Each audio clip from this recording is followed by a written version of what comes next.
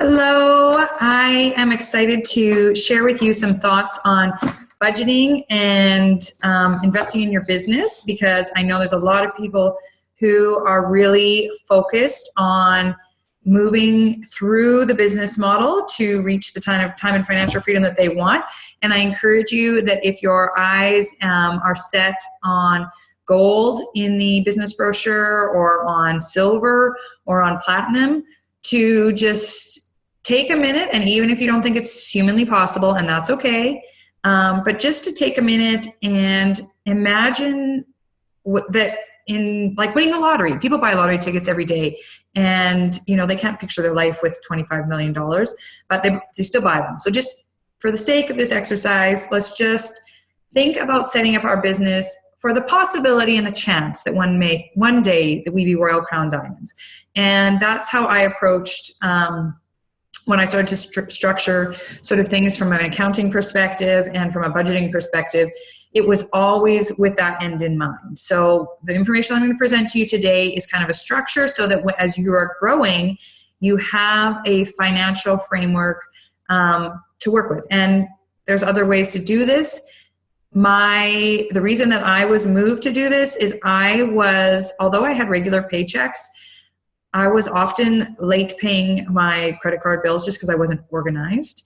And when I started to do the Young Living business, my husband said to me, like, you have no idea if you're making money or not making money because it's just a big mess. And he said to me when I quit my job, he said, you need to make a spreadsheet so that you can actually track where your money goes. And I did that. And that was, I was a brand new silver at the time. So I don't know, making just over $1,000 a month probably, and investing that all back in my business. But I created a spreadsheet so I could actually see where it was going. And that spreadsheet has just grown with my business as it's growing. And I have income goals on my spreadsheet, so I know where I want to be at certain points throughout the year. And so I want to share this with you so that you have a framework as you grow. So if you're like, hey, I'm not there yet, I don't have enough money yet to need a spreadsheet, I get it, but we need to start there so that we can grow into it, right? Begin with the end in mind. So with that, here we go. So I'm gonna do a little screen sharing with you and show you just a really simple spreadsheet, and we'll use this here to work through this. So what you can see is just I have months along the left-hand side, and then I have gross income, wages. I think it's important that we pay ourselves, even if at the beginning it's something small, so that we can go get a pedicure or buy, I love Alice's story about buying her husband's birthday present. So wages is really important. Money to pay for our products. I mean, that's the first goal everybody has, is enough money to pay for their products. Setting aside money for taxes is really important. The beautiful thing that I've experienced the first couple of years here is I've put money into an account every month to pay a tax bill at the end of the year. And the tax advantages in this business are huge. At the end of, I haven't done taxes yet for this year, but at the end of last year, I had a great big chunk of money in there, and I just got to bring that all back in to support our family, invest in our business, because I didn't have to pay that tax bill because it was a very tax advantageous situation. Then money for overhead, which is for me, rank recognition. It's when I invest in books that I just send out to people, or training programs that I, gift out through when I run, programs and incentives and things like that. Training is for me convention, it's GoPro, it's attending rallies, it's attending monthly events. It's a personal coach that I have on a bi-weekly basis. So it also includes in that category now for us, it also covers all of our flights to events, our hotels, our car rentals. It did cover our spa appointments in Vegas too, actually. So training and travel is kind of all became one. Again, I want you to be thinking about where you're headed. But I started to do this at Silver, so you can imagine when we go through these categories, these numbers are very small when they started, but the beautiful thing about a spreadsheet is you can watch them grow. So what this looks like, and this is only how I've done it, you need to do where you feel to invest in your business or divide your money how you see fit in your life, but this is me. So let's just use really simple numbers here. So for May, I don't know why I started there in May. Let's put January there so it's a little bit better. I think it was May when I started to do mine, and I just copied this out. So, okay, so what we've got is in January, you earn $1,000 in January. When I first started, this was how I divided it up. 15% of my income, I started paying myself in my jeans at Silver. So I started taking money. I created a bank account. It was my Young Living bank account. At Silver, we put $5,000 in that bank account to float the business, to rent rooms, to run programs, to go to training, blah, blah, blah. Put $5,000 in that bank account. So my money flowed through there. My paycheck from Young Living went into that bank account. Expenses came out of that bank account for Young Living. At Silver, I started to pay myself, as you can see, 30% of my gross income went into my jeans. I had budgeted 15% of my income for products. Taxes, I was setting aside 25%. Note, this is high. That all came back to me at the end, at the beginning. I don't know, moving forward, I'll keep you posted on what that should look like, but talk to your accountant. Overhead, I was setting aside 15%. Training, etc., I was setting aside 15%. Okay, so that served me quite well through until I hit gold. It was basically this model. Again, wages 30%, products was 15%, taxes 25%, overhead 15%, training 15%. When I hit gold, and we're going to just use easy figures here, gold at $3,000 a month. And so then my wages, products, taxes, training, etc., which you can see. What I realized at that point was my overhead was a bit high. I adjusted it to 10% when I hit gold, and I increased my wages to 40. Did I do that right? Yeah, to 35%. Sorry, I pulled that math down wrong.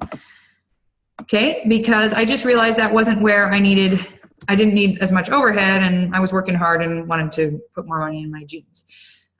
Again, this training and stuff, that adds up, right? $500 every month, then it starts to pay for all of your trips and things like that. And I have lots of money in there for coaching and investing in myself. Platinum, we're just going to use easy numbers, adjusted again at Platinum. So at Platinum, what I realized was I didn't need $1,500 worth of product every month. Although, probably I would say we are pretty darn close.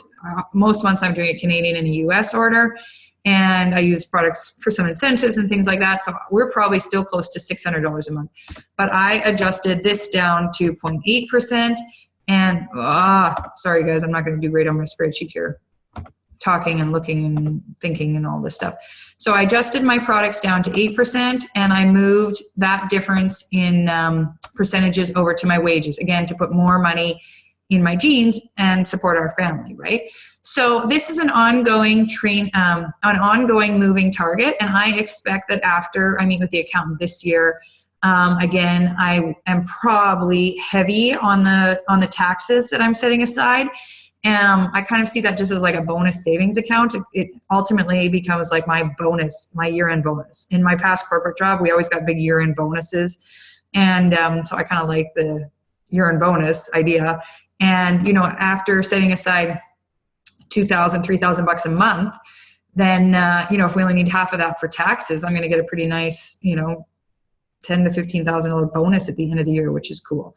So again, do that, as you see fit, and get training from your accountant.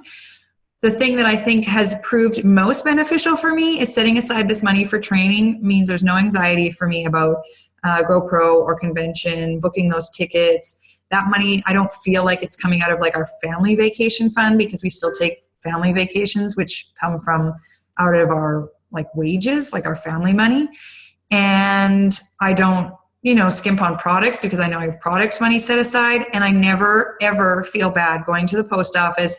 And even though postage is ridiculous, I never feel bad about having to pay $20 to send out a rank recognition gift that's only worth $20, because I just go, you know what, this is just a cost of doing business. And if somebody needs me to mail a book to them, and it's going to benefit them and the business. It's just a cost of doing business. And so I spend that money with the energy of, this is the business I run, not with anxiety of like, ugh, because I know that I've put money aside for those things.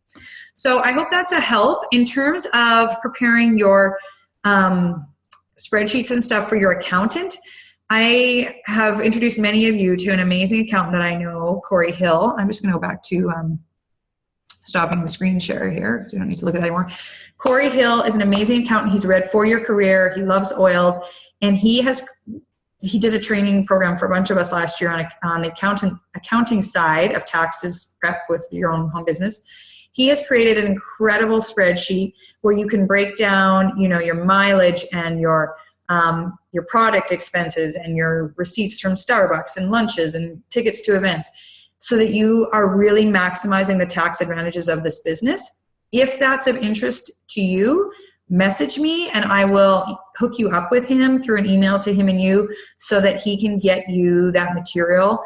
And I recommend using an accountant. Don't do your taxes on your own. I hate telling people what to do, but please don't do your taxes on your own.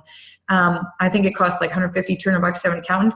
They will save you so much more than that if you use an accountant. The first year I started to do Young Living, I was still working in the corporate world. And so I drew a loss from my Young Living company, and that offset my like high tax bracket income to bring me to a totally different tax bracket and put way more money in my pocket. So I just encourage you to use an accountant. If it's not Corey, that's okay. But if you want to learn from Corey, he's West End of Edmonton, super accessible and easy to work with because he gets what we do, right? And that really resonates with people when, they're not really sure. He can say with confidence, this is the direction we can move in to make it advantageous for you. So with that, if there's any other questions, feel free to post them. I'll hook you up with Corey. I hope this helped. If it helped, let me know. If you like more information about this or want to dive deeper in on, managing money or paying back debt, I find this stuff fascinating. I am not an expert, so I'm learning as we go, but I'm happy to learn along with you. And I hope you all have a great day.